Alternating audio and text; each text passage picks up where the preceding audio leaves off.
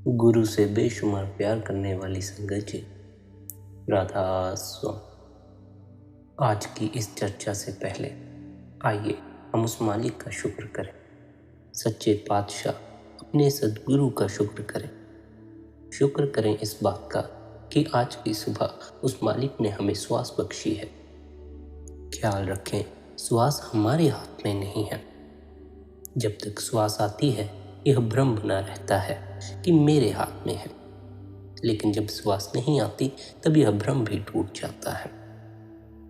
वैसे तो हमें अपना सारा जीवन मालिक का शुक्राना करना चाहिए, क्योंकि उसकी बदौलत ही हमें सब कुछ हासिल होता है। लेकिन फिर भी यदि हम अपनी सांसों के लिए, इस श्वास के लिए मालिक का जीवन भर शुक्राना करें तो वह भी कम है, क्योंकि यदि श्वास ना आए तो फिर आप किसी अन्य चीज के लिए भी परमात्मा का शुक्रिया अदा ना कर सकोगे। श्वास ना आए, यदि हमारी सांसें थम जाए तो फिर उस धन का भी कितना मूल्य है जिसमें तुम्हें अपनी इच्छाओं की पूर्ति नजर आती है। श्वास ना आए तो उन रिश्तों में तुम्हारी क्या अहमियत रह जाएगी जिनके बगैर तुम्हारा घड़ी भर भी जी नहीं लगता। श्वास ना आए तो ना तो तुम उगते सूरज को देख पाओगे, ना ही ढलते सूरज को देख पाओगे। श्वास ना आए, यदि सांसें थम जाएं, तो क्या मूल्य है तुम्हारी नौकरी का, क्या मूल्य है तुम्हारे पद का, और क्या मूल्य है तुम्हारी दुकान का। श्वास ना आए तो क्या मूल्य है तुम्हारे 2 मंजिला मकान का। श्वास ना आए तो क्या मूल्य है तुम्हारे गहनों का। तुम ही ना रहे तो फिर मूल्यवान भी व्यर्थ है, और यदि तुम हो तो तुम व्यर्थ को भी मूल्यवान बना सकते हो। इसलिए यदि हम मालिक का सबसे बड़ा शुक्राना कर सकते हैं तो अपनी सांसों के लिए कर सकते हैं, अपनी श्वास के लिए कर सकते हैं। धन हमारे हाथ में है, पद हमारे हाथ में है, रिश्ते हमारे हाथ में हैं, लेकिन सांसें हमारे हाथ में नहीं हैं। इसलिए आप कहते हैं हमें हर चीज के लिए मालिक का शुक्रगुजार होना चाहिए, क्योंकि यह सब कुछ जो हम जीवन भर अर्जित करते हैं हमारी सांसों की बदौलत करते हैं, और हमारी सांसें हमारे अपने हाथ में नहीं। कब तक चलेंगी, कब बंद हो जाएंगी, यह सब मालिक पर निर्भर करता है। यदि सांसों का अधिकार मनुष्य के हाथों में होता तो अब तक किसी भी मनुष्य के द्वार पर मृत्यु ने दस्तक न दी होती। मनुष्य सांस लेता चला जाता और जीता चला जाता। मनुष्य के भीतर अनंत काल तक जीने की इच्छा है। यदि मनुष्य को सांसों का अधिकार दे दिया जाए तो इस जगत में इतनी भीड़ हो जाए कि उस भीड़ की पूर्ति के लिए साधन कम हो जाएंगे, महंगाई बढ़ जाएगी। परंतु प्रकृति का नियम ऐसा होने नहीं देता। प्रकृति का नियम इस पृथ्वी पर संतुलन बनाए रखता है, इसको भार से हल्का करता रहता है। मजे की बात तो यह है कि ना तो श्वास का आना हमारे हाथ में है, ना ही श्वास का चले जाना हमारे हाथ में है। हमारे हाथ में तो यही है कि जब तक श्वास आती है हम उस मालिक का शुक्र करें, हम उस परमात्मा का शुक्र करें कि आज की सुबह तूने फिर से हमें श्वास बख्शी। तेरी बड़ी मेहरबानी है। तूने श्वास बख्शी तो आज फिर हम उन चेहरों को देख सके जिनसे हमें प्रेम है। तेरी बड़ी मेहरबानी है। तुम्हारा सुबह उठना भी तुम्हारी श्वासों पर निर्भर करता है। तुम्हारी सांसें चलती हों तभी तुम सुबह उठ सकते हो। तुम्हारा सूरज को देखना, सूर्य की उस पहली किरण के दर्शन करना भी तुम्हारी सांसों पर निर्भर करता है। शाम का वह डूबता सूरज, लाली से भरा वह आकाश का आनंद भी तुम तक तभी पहुंचता है जब तक तुम्हारी सांसें चल रही हैं। जब तक तुम्हारी सांसें चल रही हैं तुम धन अर्जित कर सकते हो। जब तक तुम्हारी सांसें चल रही हैं तुम पद के अधिकारी हो सकते हो, बड़े मकान बना सकते हो, महंगी गाड़ियां खरीद सकते हो। लेकिन ख्याल रखना, जब तक तुम्हारी सांसें चलती हैं तब तक ही बाहरी या दूसरे साधन मूल्यवान नजर आते हैं। एक बार यदि सांसें रुक जाएं तब फिर होश आता है कि सबसे मूल्यवान तो इस जगत में तुम्हारी श्वास ही थी। वह सांसें जो तुम्हें मालिक बख्शता रहा, वही सबसे मूल्यवान थी। यदि जीवन भर तुम धन के पीछे दौड़ते भी रहो, करोड़पति हो जाओ, बड़े बड़े महल खड़े कर लो, महान सिकंदर की तरह भी बन जाओ, तब भी पाओगे कि इतने धन के बावजूद तुम सांसें नहीं खरीद सकते। यदि तुम किसी ऊंचे पद के अधिकारी भी हो जाओ, तब भी पाओगे कि इतने ऊंचे अधिकारी होने के बावजूद तुम्हारा सांसों पर कोई अधिकार नहीं है। इसीलिए आप कहते हैं कि तुम अपने जीवन में जो भी अर्जित करते हो, वह सब तुम्हारी सांसों से जुड़ा हुआ है। जब भी सुबह उठाओ तो उस मालिक का शुक्राना करना, उस मालिक का शुक्र करना कि तूने आज फिर हमें श्वास बख्शी, आज फिर तूने मुझे यह दिन बख्शा ताकि मैं तेरी भक्ति कर सकूं, भजन बंदगी कर सकूं, तुझसे अपनी लिप जोड़ सकूं। लेकिन हम शुक्राना करने की बजाय शिकायत करते हैं। श्वास जैसी बड़ी घटना भी हमें मालिक का शुक्राना करने जैसी मालूम नहीं पड़ती। लेकिन यदि हमें मालिक से शिकायतें करनी हों तो हम छोटी छोटी बातों को भी बढ़ा चढ़ा कर बताते हैं।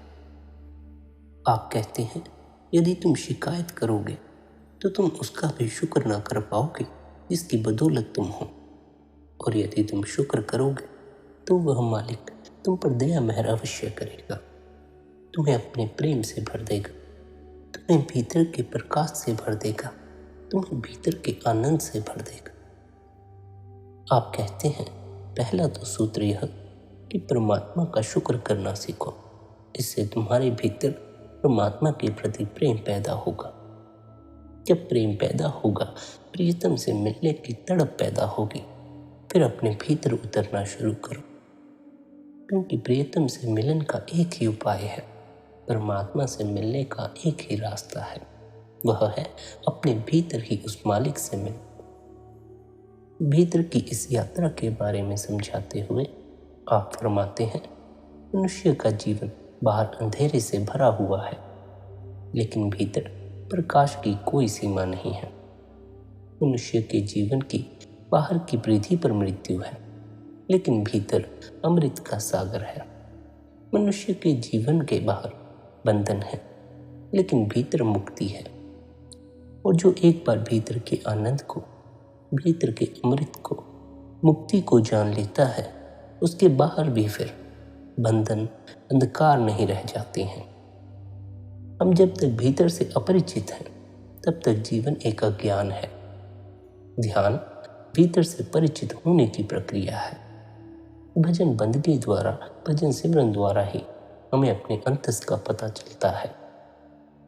ध्यान मार्ग है स्वयं के भीतर उतरने का। ध्यान सीढ़ी है स्वयं के भीतर उतरने की। कठिन नहीं है यह उतरना, बहुत सरल है। चाहिए सिर्फ संकल्प की शक्ति, चाहिए आकांक्षा, अभिप्सा भीतर उतरने की। एक ही बात चाहिए कि मेरे भीतर इच्छा हो कि मैं भीतर जाना चाहता हूँ, फिर इस दुनिया में कोई ताकत रोक ना पाएगी। वही इच्छा ना हो तो दुनिया की कोई ताकत आपको आपके भीतर भी नहीं पहुंचा सकती। जो कहते हैं भजन सिमरन में दिल नहीं लगता, उनके भीतर अभी अपने अंतस में उतरने की अभिप्सा पैदा नहीं हुई, आकांक्षा पैदा नहीं हुई, प्यास पैदा नहीं हुई। ख्याल रखना, गुरु जब तुम्हें भजन सिमरन की युक्ति देता है, तब गुरु पूरा प्रयास करता है कि तुम उसके पास से भर कर जाओ। लेकिन यदि तुम्हारे भीतर अभिप्सा नहीं होगी, प्यास नहीं होगी, अगर तुमने तय कर रखा है कि खाली हाथ ही वापस लौटना है, तब फिर गुरु भी कुछ ना कर पाएगा, फिर कोई संभावना नहीं है। गुरु जब कहते हैं 2.5 घंटा अभ्यास करना है, तो आपको 2.5 घंटा ही अभ्यास करना चाहिए। और यदि आप नहीं करते हैं तो फिर आपको यह शिकायत नहीं करनी चाहिए कि मेरा बर्तन तो खाली है, मुझे तो कुछ अनुभव नहीं हुआ। अनुभव तभी होगा जब आप पूरा समय भजन सिमरन के लिए निकालेंगे। वो 2.5 घंटे तो बैठना और भी कठिन है। यहाँ तो 40 मिनट भी आंख बंद करके नहीं बैठा जाता। कुछ लोग तो भजन सिमरन करते वक्त भी आंख खोल खोल कर देखते हैं। जब भी आंख खोलते हैं उसके पहले का किया हुआ उपक्रम व्यर्थ हो जाता है। वह ऐसा ही है जैसे घड़े में छेद हो और हम पानी भर रहे हों। संकल्प में छेद नहीं चलेगा, संकल्प निच्छिद्र होना चाहिए। 2.5 घंटे ना बैठ सको तो कम से कम शुरुआत में 1 घंटा तो बैठना शुरू करो।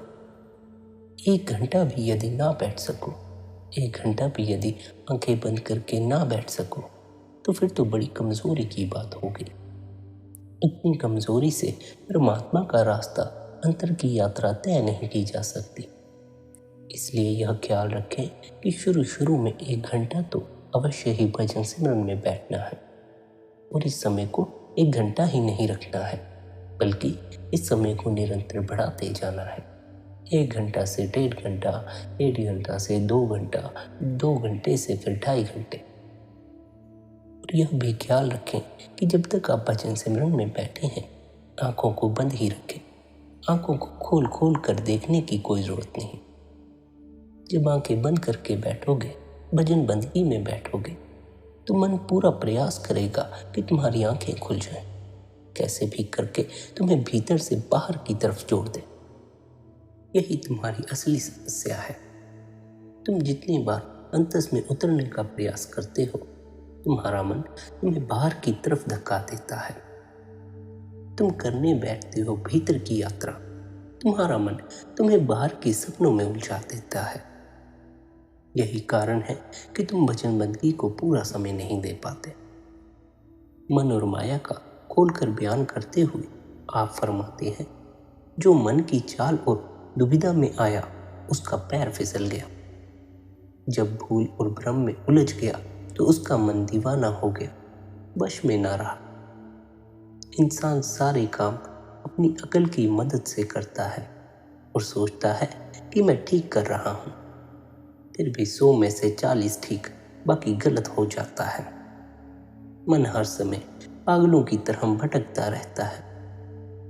इंसान को तो यह भी पता नहीं कि वह यहाँ क्यों आया है, कौन सा काम करने के लिए इस संसार में आया है। अपने सामने मौत देखता है, लोगों को मरते हुए देखता है, लेकिन फिर भी अपनी मौत को भूला बैठा है। दुनिया का ऐसा नशा चढ़ा हुआ है कि कहता है जब यम आएगा देखा जाएगा।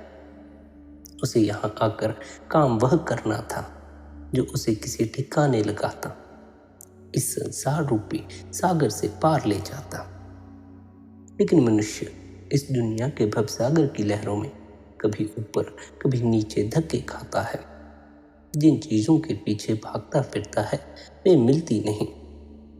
रोटी, कपड़े और मकान की तो सबको जरूरत होती है, लेकिन आजकल हम उन चीजों का आसरा ताकते रहते हैं जो साथ निभाने वाली नहीं है।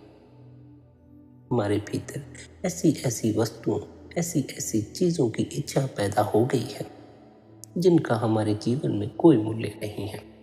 और रोटी, कपड़ा और मकान के बिना हमारा जीना असंभव है। लेकिन जिन चीजों के बगैर हमारा जीवन सुखद गुजर जाता है, उनको भी हम अपना लक्ष्य बना लेते हैं, एक दौड़ शुरू कर लेते हैं, उसका भार भी अपने सिर उठा लेते हैं, बोझ बढ़ जाता है। फिर जीवन से शांति विलीन होने लगती है, आनंद गायब होने लगता है, कोई मस्ती नजर नहीं आती, हर तरफ पीड़ा ही नजर आने लगती है। आप कहते हैं इस माया ने इंसान को इस तरह लपेट में लिया हुआ है कि निकलने की कोई सुर्त नजर नहीं आती, इसके बिना गुजारा भी नहीं है। जो सामान इसने इकट्ठा किया है उसके लिए भी माया अथवा रुपए पैसे की जरूरत होती है, लेकिन इससे सेवा लो, इसके नौकर ना बन बैठो। ज्यादा आए कम आए परवाह ना करो। अगर इस सब से निकलने की कोई सुर्त है तो वह है अंदर जाना, भजन करना। कल करो, अभी करो, करो या ना करो, यह तुम्हारी मर्जी है। गुरु का पल्ला पकड़कर उसकी हिदायत पर चलकर इंसान अंदर जाकर नाम जप सकता है। नाम के अलावा जितनी रचना है सब द्वैत है। इंसान द्वैत में आकर संसार सागर की लहरों में ऊपर नीचे बहता जा रहा है। जब से सृष्टि की रचना हुई है, माया इसके साथ है। माया भी अनादि है, इसके बिना संसार का कारोबार नहीं चलता। मन के मरे बगैर माया भी नहीं मरती। हमें मन को पकड़ना है, इसे संसार से हटाकर नाम की ओर लगाना है। मन और आत्मा दोनों पिंगले हैं, अर्थात इस संसार में एक दूसरे के बिना काम नहीं कर सकते। हमें मन से काम लेना है। यह अड़ियल घोड़े की तरह है, इस पर सवार होना है। आप कहते हैं मन जो इंसान के साथ सबसे बड़ा छल या फरेब करता है वह यह है कि इंसान का जैसा अपना ख्याल होता है वैसा ही वह लोगों को समझता है। उसी नज़र से वह औरों को देखता है। जैसी इसकी मनसा, कामना और वासना होती है वैसे ही शक्ल इसकी बन जाती है। जहाँ प्यार लगा होता है उसका ही रूप यह बन जाता है। पुत्र के साथ प्यार है तो बाहर से और है, मगर अंदर मन में पुत्र का ही रूप बस जाता है। अगर खुद अच्छा है तो सब अच्छे ही दिखाई देते हैं। अगर आप साध है तो सब साध ही नजर आते हैं। यदि खुद पापी है तो सारा जगत पापी नजर आता है। यदि खुद दुखी है तो सारा जगत दुखी नजर आता है। इंसान जैसे जैसे कर्म करता है वैसे ही उसकी सुर्त और बुद्धि हो जाती है, वैसा ही वह दुनिया को देखता है। अगर यहाँ से निकलना है, सहज अवस्था प्राप्त करनी है तो सद्गुरु के पास जाना पड़ेगा। निज घर जाने का मार्ग सद्गुरु से पता चलेगा। भीतर उतरने का मार्ग सद्गुरु से पता चलेगा। भजन बंदगी की युक्ति बगैर सद्गुरु के तुम हासिल नहीं कर सकते। सद्गुरु से युक्ति हासिल करके ही तुम सद्गुरु के इस उपदेश पर चल सकते हो कि अपने भीतर उतरो। बगैर युक्ति के, बगैर सद्गुरु की दया महर के तुम मन को काबू न कर पाओगे, मन को वश में न कर पाओगे। इन राग रंगों तमाशों के कारण मन एकता में ना रहा, वह प्रवृत्ति में आ गया, वह कपट के साथ आता जाता है, अर्थात सब कुछ कपट के साथ करता है। मन दुनिया का पीर है। इंसान चाहता है कि हर एक चीज उसे मिल जाए। उन्हें पाने के लिए फिर वह पाप करता है। ये संसार की वस्तुएं, धन दौलत आदि पाप किए बगैर इकट्ठी नहीं होती और मरने के वक्त साथ भी नहीं जाती। इसलिए सद्गुरु शिष्य को क्या शिक्षा देता है? सद्गुरु कहता है नाम को पकड़, ताकि दुविधा दूर हो और सच्ची शांति प्राप्त हो, सच्ची दौलत प्राप्त हो। यह संसार की माया, यह संसार की दौलत तुम्हारे साथ नहीं जाती। तुम्हारे साथ तो केवल तुम्हारे भीतर की दौलत जाती है। उस दौलत से ऊंची दौलत इस जगत में कहीं भी नहीं है। इसलिए आप कहते हैं कि तू भजन सिमरन द्वारा अपने मन को शांत कर, अपने मन को एकाग्र कर, अपने अंदर जा और अंदर जाकर उस शब्द को पकड़। उस शब्द से जुड़ने पर तुम सच्चे हो जाओगे, निर्मल हो जाओगे। आत्मा निर्मल होकर, सच्ची होकर उस सच्चे में समाने के काबिल हो जाती है। यह कमाई तुम्हें निज घर ले जाएगी, जहां से तुम आए हुए हो। आप कहते हैं इसके लिए आवश्यक है कि तुम्हारा गुरु से प्यार हो, क्योंकि गुरु के प्यार का ही तुम्हें फायदा होता है। गुरु की भक्ति का ही तुम्हें फायदा होता है, क्योंकि जिसकी तुम भक्ति करते हो उसी का रूप हो जाते हो। साथ जाने वाली भक्ति गुरु की ही है, जिसके द्वारा जीव अंतर में सद्गुरु के चरणों तक पहुंच सकता है, सद्गुरु के नूरी स्वरूप तक पहुंच सकता है। ज्यादा जोर सिमरन पर दो, देखो सिमटाव कहाँ तक है। शब्द कभी आता है, कभी नहीं आता। सब रूप भी प्यार के द्वारा ही आएगा। अगर प्यार गया तो सब रूप भी गया। प्यार के साथ मेहनत करो तो गुरु का स्वरूप और शब्द ठहरेंगे। कमाई में से प्यार और प्यार में से शब्द निकलता है। संतों का सच्चा योग सुरत को अंतर में शब्द से जोड़ना है। जिससे मन निश्चल और आत्मा निर्मल हो जाती है। यही साधन संपूर्ण रूहानियत का सार है।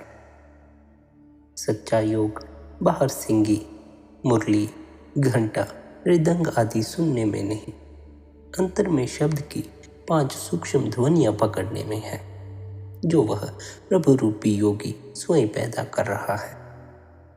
शब्द की 5 ध्वनियों को पकड़ना और उन्हें सुरत द्वारा अपने अंतर में सुनना ही सच्ची गुरुमत है। आगे आप जोरदार शब्दों में कहते हैं कि बाहर के लाखों रागनाथ और धर्म ग्रंथों में बढ़ने लाखों शब्द भी पूर्ण गुरु की मति के अनुसार सुरत द्वारा अंतर में सुने जाने वाले अनहद नाद का मुकाबला नहीं कर सकते, उस शब्द का मुकाबला नहीं कर सकते।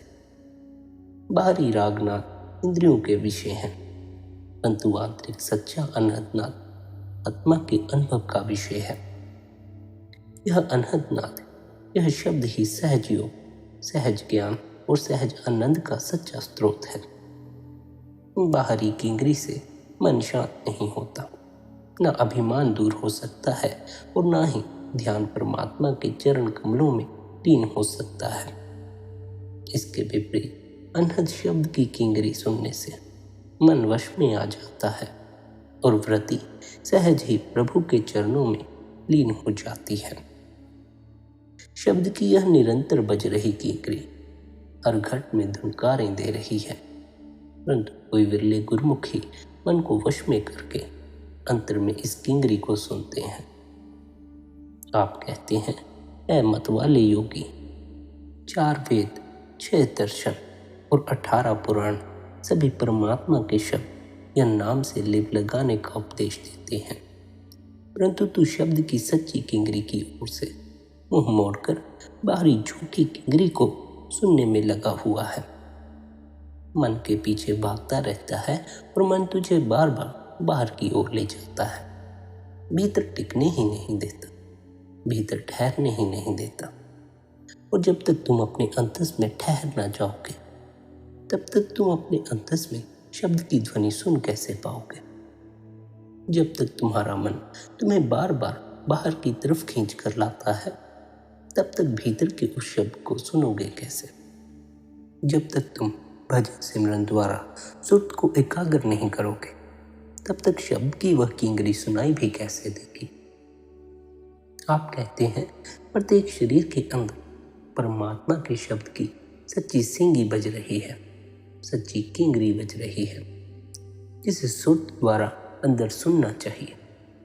सुरत को पूरी तरह एकाग्र करके लिव को अंदर शब्द की तार में लीन करने से अंतर में नाम का वह अमूल्य पदार्थ मिल जाता है कि बाहर से किसी प्रकार की भिक्षा मांगने की आवश्यकता नहीं रहती। शब्द की यह सींगी ऐसे अद्भुत रस भरे राग की जननी है जो परमात्मा का निज रूप है। शब्द की ध्वनि वह अजब आजाप है जिससे सच्चे आत्मिक ज्ञान, सच्चे संयम और सच्चे योग की प्राप्ति होती है और जीव जन्म मरण के बंधन तोड़कर अमर जीवन का अधिकारी बन जाता है। इसलिए शब्द में सुरत को जोड़ना ही सच्चा योग है। यही कारण है कि आप हमें बार बार हिदायत देते हैं कि सुरत को शब्द से जोड़ो, सुरत को शब्द से जोड़ो, लेकिन हम आपके उपदेश का पालन नहीं करते। सुरत को शब्द से जोड़ने की बात तो दूर है, हम तो सुरत को एकाग्र करने के लिए भजन सिमरन भी नहीं करते। जब तक सुरत एकाग्र न हो, शब्द से नहीं जुड़ा जा सकता। जब तक सुरत भीतर एकाग्र न हो जाए, तब तक शब्द की ध्वनि को सुनना भी नामुमकिन है। पर आप हमें बार बार समझाते हैं कि यदि शब्द से नहीं जुड़ोगे तो जीवन में शांति नहीं आएगी, जन्म मरण का चक्कर नहीं छूटेगा, 84 के जेल खाने से छुटकारा नहीं होगा। इसलिए यही बेहतर होगा कि हम शब्द की ज्योति से अपनी लिप को जोड़ें। शब्द या नाम की ज्योति माया की हर प्रकार की मैल से अप्रभावित है। आत्मा को इस ज्योति में जोड़ने से जीव की मन, माया, कर्मों और संस्कारों की सारी मैल धुल जाती है और वह पूरी तरह शुद्ध निर्मल पुरुष बन जाता है। शब्द सच्चा गुरु है और सुरत सच्ची सेविका है। इसलिए सुरत को अनंत शब्द में लीन करना सच्ची गुरसिकी है। इसी प्रकार शब्द भी सत्य है और सुरत भी सत्य है। अतः सुरत का शब्द से मिलना ही सच्चा सत्संग है। पूर्ण संतों ने दो प्रकार का सत्संग माना है। परमात्मा रूपी सत्य में समाकर सत्य का रूप हो चुके पूर्ण पुरुष की संगति को बाहरी सत्संग और आत्मा द्वारा अंतर में शब्द की ध्वनि सुनने और शब्द का प्रकाश देखने को अंतर्मुखी सत्संग कहा गया है। आप कहते हैं कि यदि हम बाहर के सत्संग से जुड़े हैं तो हो सकता है कभी कभार हम सत्संग से छूट जाएं, लेकिन यदि हम भीतर के सत्संग से जुड़ जाएं तो फिर यह जीवन भर नहीं छूटता। जीवन भर तुम सत्संग के आनंद में रहते हो, लेकिन उसके लिए आवश्यक है कि तुम अपने मन को पहले वश में करो। मन को वश में करने और परमेश्वर की प्राप्ति के सच्चे सुख को प्राप्त करने का एकमात्र साधन नाम की कमाई सुरत शब्द का अभ्यास है। भजन सिमरन का अभ्यास ही आपके मन को बाहर भटकने से रोकता है।